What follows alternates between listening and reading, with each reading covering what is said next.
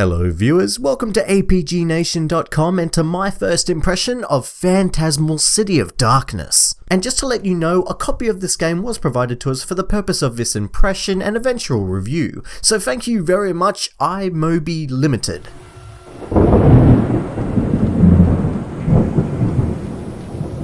Now, Phantasmal is currently in early access on Steam and is a roguelike horror game in which you explore a procedurally generated Kowloon walled city, if that's how you pronounce it, which was apparently a city in Hong Kong that was demolished in the 90s, but yeah, I don't really know anything about it besides what I read from the oh-so-glorious Wikipedia. So you awaken in a room with a simple pop-up text saying that you've dropped your gun on the floor. So of course you look to the floor and oh my god, a gun!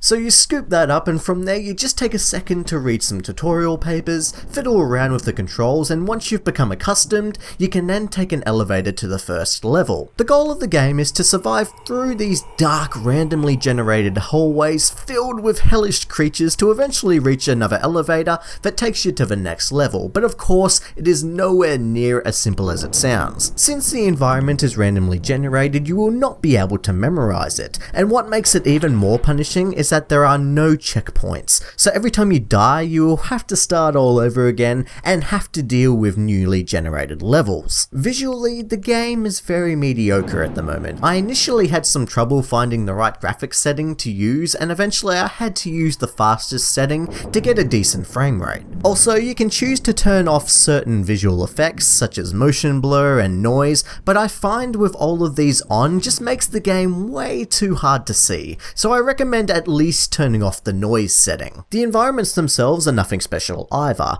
mostly just made of long dark corridors with the occasional bathroom, larger rooms and bar areas. Also, since they are randomly generated environments, you will experience some glitches such as gaps between the walls and walls merging into the environment in unnatural ways. So after my first few tries at being the first level, I was not overly impressed with the experience. The first level only features a single monster type with confusing AI, and they kept clipping into the environment. The next day I went to play the game, it was updated, and I actually never experienced the clipping again, and I eventually beat the first level, but still nothing was really happening. Nothing was scaring me, and I just couldn't wrap my head around how the AI worked. I mean, it's recommended that you be as stealthy as possible when encountering these creatures, and often I would just stand there in one spot for these monsters to move on, but sometimes they don't. They just keep going backwards and forwards, often right in front of me, and they never notice me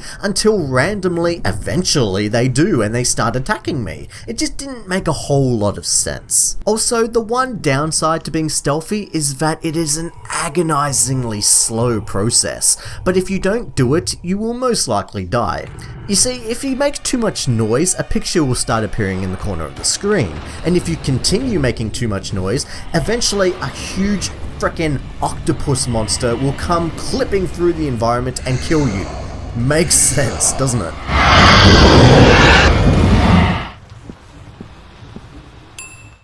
But anyways, after enduring all of this and finally making it to the second level, this is where I finally started to experience some greatness. I walked through the pitch black corridors and run into two new creatures just standing there, and I literally crapped a brick.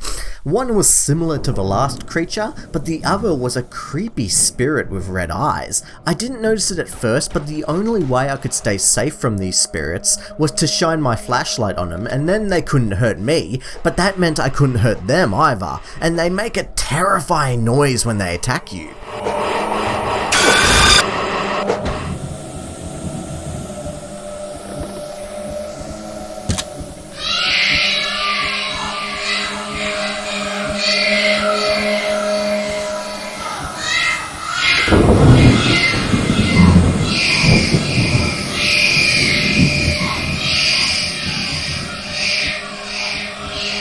I also started to hear things, the most random, out of the blue noises that creeped the heck out of me, from crying babies to the sound of someone running around me. The atmosphere all of a sudden was scary and unpredictable. Scavenging is also something you can do, discovering crates filled with flares or sanity pills, which is essentially just a bit of health, and you can find keys to unlock cases with more random things. But I found scavenging to be quite pointless since flares are the only useful thing I could use, since when thrown, they lure enemies to wherever you throw it, like a moth to a flame. And yeah, of course, there is combat, and yeah, there's nothing wrong with it, but then again, it's best not to even get into these situations, because octopus! Overall, so far my impression of Phantasmal is mixed at the moment. It's got that mediocre feel in terms of visuals, structure, and AI, but at the same time, the game did manage to creep me out, but I wanted to be terrified. Also, what really grinds my gears with this game is the permadeath.